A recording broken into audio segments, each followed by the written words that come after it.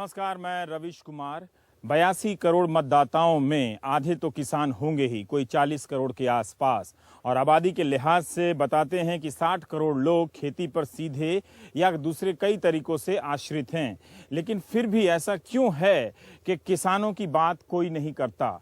करने के लिहाज से तो करते हैं मगर औपचारिकता निभाते हैं। जैसे हम मीडिया वाले भी चुनाव के समय में 2-4 किसानों से चौपालों पर मिलकर उनकी बात रखने की औपचारिकता निभा देते हैं। काश ये हालात बदल पाता, पर ये एक मजबूरी है और हकीकत भी है, आपके सामने है जो भी है।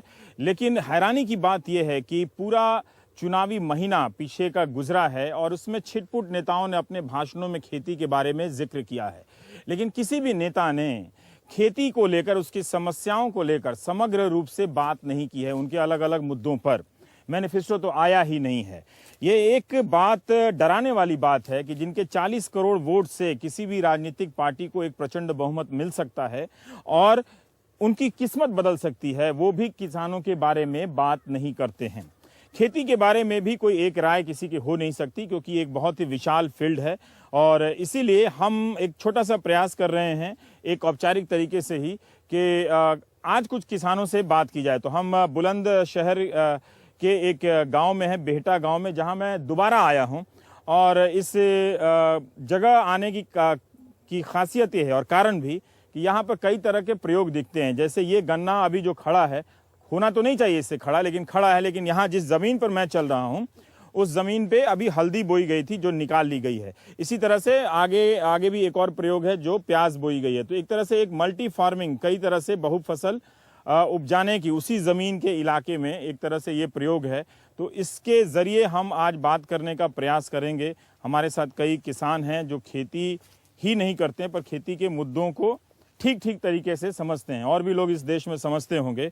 लेकिन अब जब सारा कैमरा अमेठी और बनारस की गलियों में भटक रहा है तो एक आध कैमरा तो होना ही चाहिए जो रोहतक और लेकर और बुलंदशहर के खेतों में भी भटके। तो हमारे साथ हैं भारत भूषण त्यागी जी हैं, जगपाल सिंह जी हैं, समरपाल सिंह जी हैं, नागेंद्र सिंह जी हैं, और आप भी सारे लोग। अब वो हिंदुस्तान का जैसा किसान पहले दिखता था पगड़ी उगड़ी में, वो तो नहीं है, लेकिन इससे पता चल रहा है कि खेती के प्रति किसानों का नज़रिया मतलब एक सैंपल के तरीके से कैसा बदल रहा है। लेकिन हमारे नेताओं का या सिस्टम का नज़रिया शायद वैसा ही है कि चुनाव के समय कुछ रेवड़ियाँ बांट दी जाएं और कुछ वादे कर दिए जाएं, लेकिन कोई नज़रिया ठीक बनता हुआ नज़र नहीं आता जिसमें किसानों को लगे कि हमारी एक हिस्सेदारी हो रही है या हमारी बात हुई है, आज नहीं तो कल एक तरह से उनकी समस्याओं का समाधान होगा। कुल मिला के यही लगता है कि वो कर्जों के चक्रवृद्धि ब्याज में कम फंसा है, तरह की समस्याओं के चक्रवृद्धि ब्याज में ज़्यादा फंस गया है।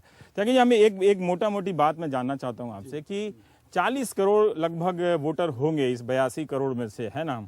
लेकिन तमाम तरह से यंग वोटर, फलाना वोटर, ठिकाना वोटर, तरह के आइटम में बदल दिए गए हैं। ठीक है, मैं ये जानना चाहता हूँ कि किसान एक राजनीतिक ताकत आज की तारीख में क्यों नहीं है? एक ज़माना था कि जो बड़े बड़े लोग, वो कोई दलील नहीं दी जाती थी कि वो कौन सी डिग्री में पास हुए हैं, ये कहा जाता था वो किसान नेता हैं, उनका यहाँ से लेकर वहाँ तक उनका असर है, तो वो उप प्रधानमंत्री बनने के भी काबिल हैं और वो प्रधानमंत्री बनने के भी काबिल हैं। धन्यवाद रवीश जी। ये बड़ा गहरा सवाल है कि आज़ादी के बाद में जिस तरीके से आधुनिकवाद आया, उसमें एक गहरी बात ये हुई कि कृषि की उपेक्षा हुई, श्रम की भी उपेक्षा हुई और कृषि का सम्मान कम हुआ। तो कृषि क्षेत्र से जुड़े हुए जो लोग थे, जो गहराई से खेती के आधार से अपने विकास को देखते थे, उनकी संख्या कम होने लगी और व्यापार हावी होता चला गया। ऐसी स्थिति में हर चीज़ को हम व्यापार से जोड़कर देखने लगे और इससे बड़ा संकट यही पैदा हुआ कि खेती के स्तर पर जो विकल्प की बात थी, संगठन की बात थी, राजनीति की बात थी या कृषि नीति की बात थी, उसमें हम अधूरे साबित हुए। ठीक है, वो एक वैचारिक पक्ष है, लेकिन फिर भी राजनीतिक पक्ष इसका इतना कमजोर क्यों दिखता है? आज किसानों की कोई आवाज नहीं दिखती है, कोई नेता किसान जैसा भी नहीं दिखता है। हालांकि उनके बायोडाटा में जरूर होगा कि वो किसी ना किसी गांव से आते हैं तो अपने आप को किसान कह देते हैं, उनके चाचा मामा खेती करते हैं तो अपने आप को कह देते हैं कि हम भी किसान परिवार से आते हैं, जैसे मैं कभी कभी कह देता हूँ। ठीक है, कि वैसे ही हमारे नेता भी हो गए। आज भी जब हम बात करते हैं राजनीति की, तो किसान और गरीब दो ही तो मुद्दे क्यों फेल हो गया किसान? आज वो अपनी ताकत नेताओं को क्यों नहीं बता रहा कि पहले आकर वो आपकी बात करें? इसलिए कि किसान का अपना वजूद अपने आप में कुछ नहीं रहा और इस पर पूरा तंत्र हावी है, और ऐसे समय पर ऐसे मुद्दे खड़े होते हैं जिनसे किसान अपने एक वर्ग को भी भूल जाता है। जातिगत राजनीति फंस जाती है। अभी आप देख रहे हैं कि व्यापार भी हावी है, जातिगत राजनीति भी हावी है। और वो आप किसान नहीं है, मतलब या तो एमबीसी हैं या ओबीसी हैं या दलित हैं या फिर अपर कास्ट, किसान नहीं है आप। किसान होना सम्मानजनक स्वीकार ही नहीं हो रहा, ये बहुत गहरा मुद्दा है। और जबकि यही पीड़ा है हम लोगों की, यहाँ जितने भी लोग आज आए हैं ये सारे वो लोग हैं जो विकल्प की तलाश में हैं। गांव में कैसा साझा कार्यक्रम हो, चाहे वो राजनीति है, चाहे वो कृषि नीति है, चाहे शिक्षा की नीति है। ठीक है, कृषि नीति की बात हो रही है। जगपाल सिंह जी, हम ये जानना चाहते थे कि एक मोटा मोटी बात खुद भी समझ में आती है पूछने के लिहाज के अलावा भी, कि कुछ तो है कि ऐसा तो हो नहीं सकता कि इन 40 करोड़ किसानों में कोई नेतृत्व नहीं होगा, कोई खेती के संगठन नहीं होंगे ही किसी ना किसी रूप में हैं। वो क्यों फेल हो गए वो अपनी एक आवाज़ को दर्ज कराने में? उसका रवीश जी एक मुख्य कारण जो है, मैं राजनीतिक और किसान संगठनों से, सरकारी उनमें सबसे जुड़ा हुआ आदमी, किसान गति में से जुड़ा हुआ आदमी हूँ। उनका सबसे बड़ा मसला क्या है कि वो एक धंधे के रूप में हमारे किसान, कुछ पुराने आदमियों को छोड़ के आज जितने भी लोग हैं किसान संगठन वाले, हाँ। कोई किसान यूनियन नाम रखो या कोई और कोई क्षेत्र का जो भी कोई नाम हो, वो एक धंधे के रूप में उसको कर रहे हैं कि उनका अपना धंधा है, बिजनेस है। उन्हें किसानों की का नाम लेकर, किसानों के नाम से जो वे फायदा उठा सकते हैं वो उठाने का उनका काम है। उनको नंबर 1 ये, नंबर 2 उन्हें समस्याओं का पता भी नहीं है। वो औचक पता नहीं कैसे पैदा हो गए, किस वजह से, घटनाओं से पैदा हुए लोग हैं। और खेती के बारे में क्या समस्याएं हैं, या घटनाओं के वंशवाद से पैदा हुए हैं, या कोई शौक से पैदा हुए हैं। जो दिल से जुड़े हुए लोग हैं, किसान गति को समझते हैं, किसान के लिए, और जो किसान मतलब राजनीति जो है ना किसान के लिए, कि वो उनका पॉलिटिशियन के लिए एक धंधा बनकर रह गया। वो कुछ भी नहीं सोचता, सिर्फ उसका परिवार, उसका ग्लैमर। वो हमारे लिए एक ऐसा आदमी, आप ये कह रहे हैं किसान अब ग्लैमर नहीं रहा? हाँ, किसान होना राजनीति में अब ग्लैमर नहीं रहा हमारे लिए। वो हमें डराता है बड़ी गाड़ियों में आके, जब वो नेता बन जाए ना, उसके ताल लग जाए, उसमें हमें डरावा है। लंबी गाड़ियों में 5-7 आदमी, राइफल लीजो दीजो, और किसान नेता कहलाता है। किसान नेता हूँ, वो तो दिल्ली में डरा होगा लोगों को। ठीक है जगपाल, वो सिर्फ बिजनेसमैन के, हाँ, जो उनको सुविधा देता है, जो 5 सितारा होटल में उन्हें खाना खिलाता है, जो लच्छेदार बात करता है, उनसे बात करता है, किसानों से बात नहीं करता। बिल्कुल नहीं भूल जाता। ये एक बात मोटा मोटी समझ में आ रही है कि क्यों किसानों के बीच से जात को लेकर तरह तरह के नेता बन जाते हैं, और वो मंत्री से लेकर सब चीज बनते हैं। आज कोई किसान को लेकर कि मैं किसान नेता हूँ वो बनता भी है, तो वो टिकट लेकर रह जाता है किसान संगठनों के नाम से, है ना? के बाद में युग खत्म हो गया। चौधरी चरण सिंह के बाद में कोई किसान नेता है नहीं। एक बात बहुत सारी बातों में खो जाएगी। आपने कहा कि इस देश को की खेती को 4 बेवकूफ लोग चलाते हैं। वो 4 बेवकूफ लोग कौन से हैं?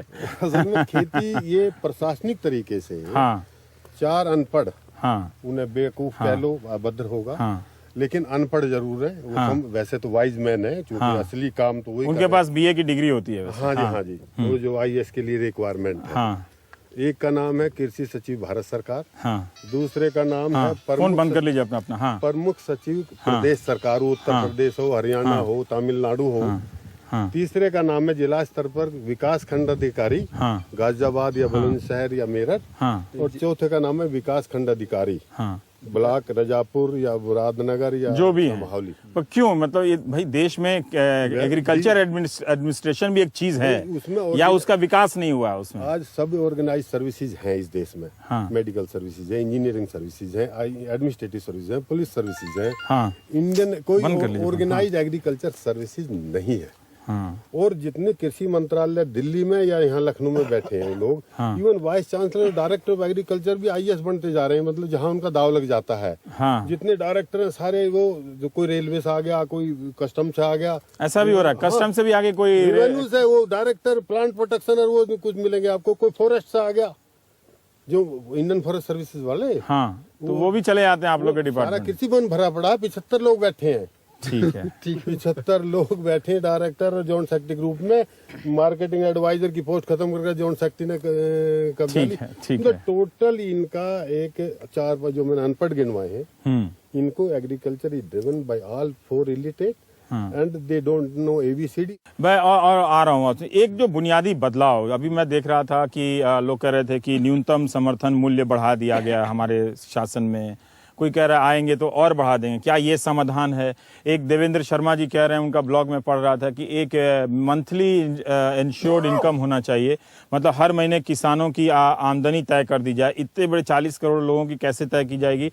वो उदाहरण दे रहे हैं कि अगर उत्तर प्रदेश में मायावती सफाई कर्मचारी को 18,500 रुपए दे सकती हैं, तो कोई सरकार एक किसान को इतना पैसा क्यों दे सकता है कि नहीं? इसमें कोई व्यवहारिक पक्ष है कि नहीं? एक और फार्मर्स इनकम कमीशन, किसान आमदनी आयोग की भी बात हो रही है, तो क्या ये सब आपके समाधान की तरफ ले जाते हैं? देखिए, इसमें समाधान बिल्कुल नहीं है और ये चालाकियां हैं।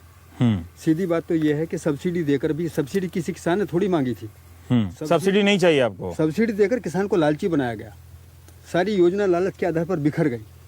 पर कई लोग बहुत गंभीरता से दलील देते हैं कि सब्सिडी चाहिए, चूंकि अमेरिका में भी है, इंग्लैंड में भी है। के ऊपर जो खेल बंटवारा है उसमें उनकी हिम्मत होगी। हाँ। लेकिन सीधे तौर पर देखें तो ये धरती में से जो पैदावार निकलती है, हाँ, इसकी सही जानकारी किसान के पास हो, हाँ, उसको कैसे प्रोसेस करना है, कैसे मार्केट करना है, हाँ, ये किसान के स्तर पर हो तो किसान की आमदनी कम क्यों होगी?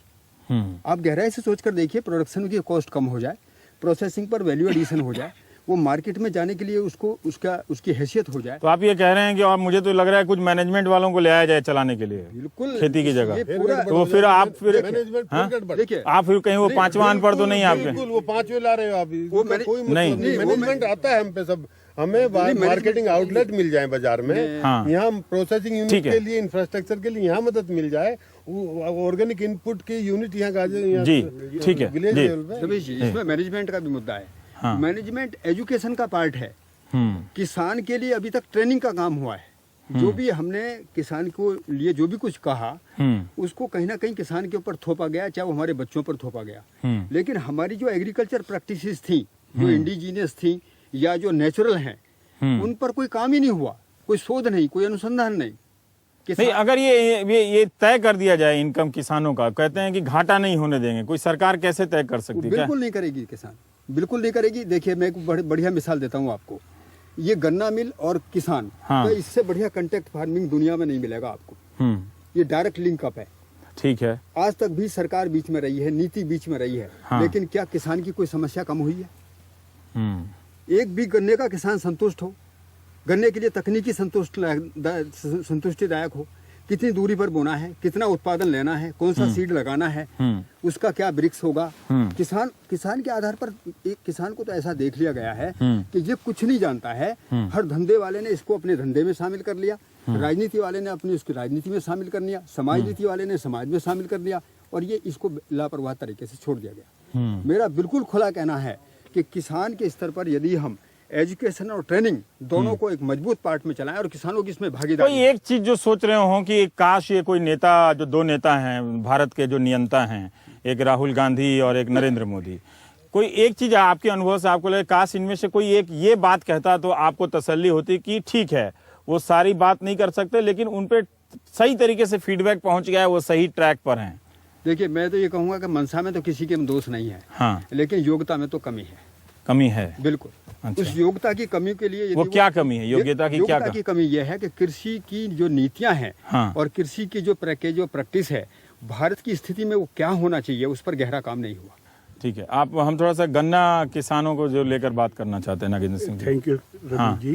अरे छोड़िए, थैंक यू छोड़िए। मैं गन्ने के बारे में बता देना चाहता हूँ, जैसा कि मैंने बताया। मैं तो आप लोगों को देख के हैरान हूँ कि आपकी ताकत से कोई नेता क्यों नहीं डरता है।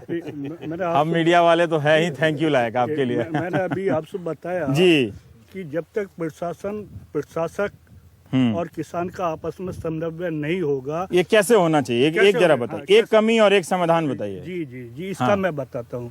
किसान अपना उत्पादन करता है गन्ने का, हम मिल क्या देते हैं, और मिल के गवर्नमेंट हमारा रेट तय करती है। ठीक है, किसान उत्पादन में पीछे नहीं है।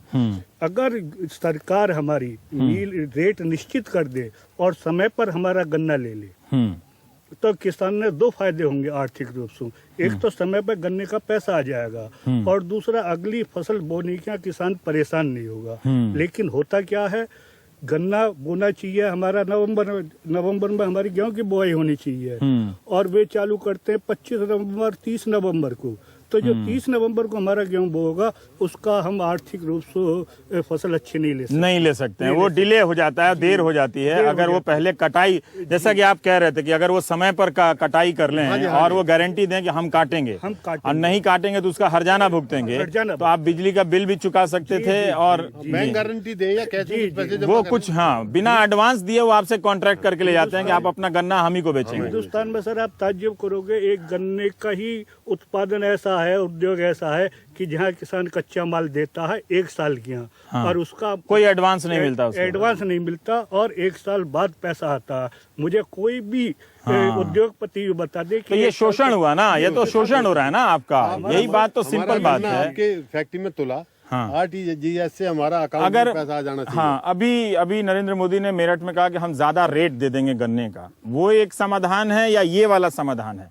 रेट आप खुद से तय कर लेंगे या अपनी प्रक्रिया से तय? रेट हमसे मिलकर तय हो। हाँ, रेट में किसान की भागीदारी हो रेट तय करने में। हाँ, और उसके सारे जो खर्चे हैं, चाहे वो लैंड कॉस्ट पे जो इंटरेस्ट लगता है, कैपिटल कॉस्ट हुई ना, वो भी एक। पर सिर्फ रेट से आपकी बात नहीं बनती। आप ये चाहते हैं कि हमारा एडवांस दे, वो माल काटने उठाने की गारंटी दे, है ना, कि हम उठाएंगे। और जिस दिन बुग्गी या ट्रॉली मिल में तुल गई, RTGS से हमारा पैसा हमारे अकाउंट में उसी दिन ट्रांसफर आना चाहिए। ये अच्छा है। अगर वो उस पर्ची को हम जाकर बैंक में दे, हमारे उनके लिए भी ठीक है। आप लोगों के जरिए नरेंद्र मोदी तक भी बात पहुंचे या राहुल गांधी तक, तो अच्छा है। नेगोशिएबल वेयरहाउसिंग रिसिप्ट का एक होता है, एक सिस्टम है जो स्टेट में वेयरहाउस में। ठीक है। और मैं एक बात और कहना चाहता हूँ, जो अभी आपने क्वेश्चन करा, किसान पीछे क्यों है राजनीति में? किसान आर्थिक रूप से इतना तोड़ दिया गया है कि जो धरातल का किसान है, वो किसान की अगर बात करता तो उद्योगपति जो बैठे हैं, जैसे कि भाई साहब ने कही कि एक ही उद्योगपति किसान कह देगा कि मैं किसान हूँ, लेकिन अगर उससे पूछा जाए कि 50-25 बीघे वाले काश्तकार की राजनीति क्या करेगा, तो मेरा एक आंकड़ा है 2 करोड़ 18 लाख उत्तर प्रदेश में किसान हैं। मात्र 15 किसान 15 बीघे से कम किसान 1 करोड़ 18 लाख के हैं। छोटे किसान जो हैं, 1.5 हेक्टेयर। उन पर 1.5 हेक्टेयर वाले किसान जो राजनीति करेंगे या अपने बच्चों को पालेंगे। एक छोटा सा एक बात अब बाकी दर्शकों को बता दें कि जो गन्ने का रेट की बात कह रहे हैं, वो रेट समस्या तो है ही, लेकिन जिस तरह से अगर जो मिल है इनका कॉन्ट्रैक्ट हो जाता है और वो भुगतान नहीं किया जाता है, किसानों को कोई एडवांस नहीं होता है, और अगर नवंबर में अगर ये गन्ने की कटाई नहीं होती है और इसकी जगह ये मिल आकर, अभी देखिए फरवरी मार्च हो गया, मार्च तक ये अगर गन्ना खड़ा है किसी खेत में, तो इसका मतलब है कि इस जगह पर गेहूं की बुआई होनी थी, वो नहीं हो सकी। बड़ा ही सिंपल तरीका है समझने का, जिससे कुछ किसान जो है उसकी आमदनी पीछे चली गई, उसकी खेती पीछे चली गई और उसका पूरा जीवन इसी में फंसा रह गया कि कब ये कटेगा और कब यहाँ से जाएगा तो दूसरी खेती करेगा। नतीजा ये होता है कि क्या अगर जो नई सरकार आएगी या जो नए नेता हैं, वो चीनी मिलों को इस बात के लिए बाध्य कर देंगे कि आप रिटर्न कॉन्ट्रैक्ट देंगे लिखित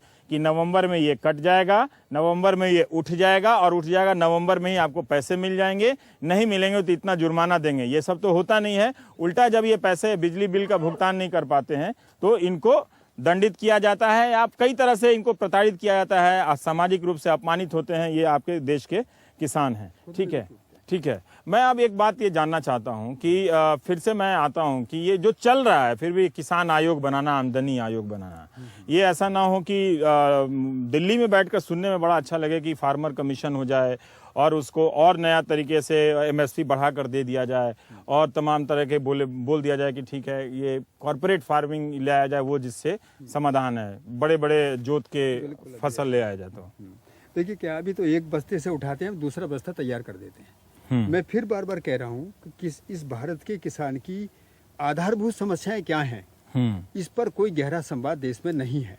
समरपाल सिंह जी, मैं ये थोड़ा सा जानना चाहता हूँ। ठीक है, मैं एक बात जानना चाहता हूँ कि आपका परिचय इसलिए भी है कि आपने पशुपालन में एक प्रयोग किया है और त्यागी जी बता रहे थे कि आपकी वजह से आपके गांव में, यहीं पास के गांव में करीब 50 से 60 लाख रुपए की सालाना आमदनी होने लगी है दूध से। भैंस की जगह आपने गाय पालन लोगों को सिखाया है। इन बुनियादी बदलाव ये क्या है, कैसे किया आपने? मैं ये समझ रहा था कि बहुत किसान जो है कई लोग सोचते हैं किसान हमारा बहुत तेजी से बदलता नहीं है, प्रयोगवादी नहीं है। क्या ऐसा आपको लगा जब आप ये प्रयोग कर रहे थे और दूसरा हमारा सिस्टम कितना मदद करता है, जो खेती का प्रशासन है, जो जगपाल सिंह जी कह रहे थे कि जो इसमें खेती छोड़ के बाकी सारे विशेषज्ञ बैठे हुए हैं, वो आपकी मदद करता है क्या कि इस गांव में एक तरह से गुणात्मक परिवर्तन लाया जाए, या जो आपकी कहानी है वो पास के गांवों में पहुंचाया जाए, उसके सही तरीके से प्रचार किया जाए, प्रेरित भी किया जाए? देखिए ऐसा है, क्योंकि मैंने पशुपालन स्वयं में किया, उसका अनुभव भी स्वयं में ही किया। बाहर से कोई देने वाला नहीं था। किसानों को एक ललक थी और वो थी भैंस पालने की ज्यादातर यहाँ, जिससे हम जो आपका ये गर्मी आती है इसमें दूध का उत्पादन बहुत ज्यादा घट जाता था। भैंसों का? अच्छा। गाय में ये सिस्टम बिल्कुल विपरीत है। वो कैसे? गाय रेगुलर दूध देती है गर्मी में, बरसात में तो थोड़ा कम हो जाएगी क्योंकि वो थोड़ा गीले में रहना पसंद नहीं करती, सूखे में रहना पसंद करती है। अच्छा। और भैंस ज्यादा गीले में रहना पसंद करती है। यही सिस्टम है और कोई सिस्टम नहीं है। गाय और भैंस का तो अंतर बहुत ज्यादा है। अगर मैं इसे बताऊं आपको तो गाय एक सोना है, भैंस मैं कहूँ लोहा है, तो कोई हर्ज नहीं है। अच्छा, ये हम कई बार ये लगता था कि भैंस ज्यादा काम की है क्योंकि वो ढोने के भी काम आ जाती है, बोगी भी चला लेती है ना? अभी बैल के रूप में भी बैल को भी इसी तरीके से। बैल तो आप खैर दिखते नहीं है, मतलब वो पता नहीं जा रहे बोगी में, ढोने के काम में यूज करे जा रहे हैं। पर ये आप बदलाव कर पाए आसानी से कि लोग पहले आपके गाँव में सारे लोग ज्यादातर लोग भैंस ही पालते थे? भैंस पालते थे और उसे धीरे धीरे कन्वर्ट किया मैंने। कुछ सरकार की तरफ से पहले मदद मिलती थी, जो अब शून्य है बिल्कुल। ठीक है। वो सीमन हमको अच्छी तरीके से भेजते थे, जिससे हम गाभिन करते थे। जो वीर्य से उसमें अच्छी नस्ल का, कि गाय और बछड़ा। अभी भी मेरे पास जो गाय खड़ी है गांव में ही, लगभग उसके नीचे 35 लीटर दूध है। अच्छा। और इस एक महीना जो भैंस से ज्यादा है, 1 महीना 2 दिन में मैंने खुद ने पिया है, उसके बच्चे को पिलाया है, सरले मेरे परिवार पी रहा है। 13,000 रुपए का मैंने उसका दूध बेचा है। ये एक आमदनी है। एक गाय से एक किसान को 13,000 रुपए का समर्थन एक गाय कर सकती है ना? उसी के साथ ही और इसको बेचने के लिए आपको बहुत मार्केटिंग करनी पड़ी क्या? बहुत दूर दूर तक जाना पड़ा? मार्केटिंग तो सब लूटपाट वाली है। अच्छा। पराग से क्योंकि हम जुड़े हुए रहे हैं। वो किसी कंपनी का नाम नहीं लेते, वो बाद में उनका वकील चला आता है। कोई बात नहीं। उसके बोलिए कि सोहन से जुड़े हुए हैं पराग की जगह। सोहन से या रोहन से जुड़े हुए हैं, ऐसे बोल दीजिए। इसमें जो है काम किया हमने। और मूल्य के बारे में और मिलावट के बारे में, अगर दूध से मिलावट खत्म कर दी जाए, ये सगला ऊपर से नीचे तक एक ही ढांचा है। मिलावट पकड़ने वाले ये नहीं है इधर वाले, उधर वाले हैं, प्रशासनिक अधिकारी हैं। कोई मिलावट पे कोई रुकावट नहीं है। दूध का मूल्य तो और भी ऊपर चला जाए, सब बेईमानी है धड़ाधड़। वो कैसे है? थोड़ा एक उदाहरण देके बताइए। मान लीजिए वहाँ टीवी पे हमारे दर्शक बैठे, उनको कोई आइडिया नहीं है दूध में मिलावट, आप क्या कह रहे हैं? फिर दूध में मिलावट ये है कि जो दूध उत्पादन हो रहा है ओरिजिनल, और जो बिच के जा रहा है वो कुछ और ज्यादा जा रहा है। अच्छा। इतने पशु नहीं है जितना दूध देश में बेचा जा रहा है। अच्छा। मेरे प्रदेश में, मेरे गांव से ही इतना दूध बेचा जा रहा है जितना कि उत्पादन नहीं है। तो मिलावट है और क्या है, उससे अलग और क्या चीज हो सकती है? तो इसको दूर कैसे कर सकते हैं फिर? इसको दूध जो पैसे ले रहे हैं इसे पकड़ने के लिए, वे अपना अंटी भरे जेब में, वो रोक नहीं रहे हैं, तो लोगों को अच्छा दूध भी नहीं मिल रहा है, दूध है ना? और ये सभी कंपनियों के साथ, जो भी कंपनियों में जाता है जिसको बेचते हैं, दूध एक संपूर्ण आहार है। ठीक है। पर मैं एक बात जानना चाहता हूँ कि आप जब ये बदलाव लाए, लोग गाय भैंस की छोड़कर गाय पालने लगे, तो आसपास के गांव वालों ने सीखा होगा, ठीक है। अभी आपको लगता है कि उत्तर प्रदेश में दूध बेचने में कोई एक मार्केटिंग का एक सिस्टम बन गया कि आप अपने दरवाजे से आए, कोई गाड़ी आई दूध लेकर चली गई और वो आपको भुगतान मिल गया तुरंत? गन्ने से ज्यादा फायदा? नहीं, फायदा तो नहीं है। उसका मूल्य जितना मिलना चाहिए दूध का भी उतना नहीं मिल रहा। सिस्टम में कहीं ना कहीं ऐसी कमी है। जो दूध में यहाँ 25 रुपए किलो बेच रहा हूँ, उसे मार्केट में 45 रुपए, 2 घंटे बाद में क्या हो गया, उसमें 45 रुपए किलो मिलता है वहाँ दिल्ली में जाके, गाजियाबाद में जाके, हापुड़ में जाके।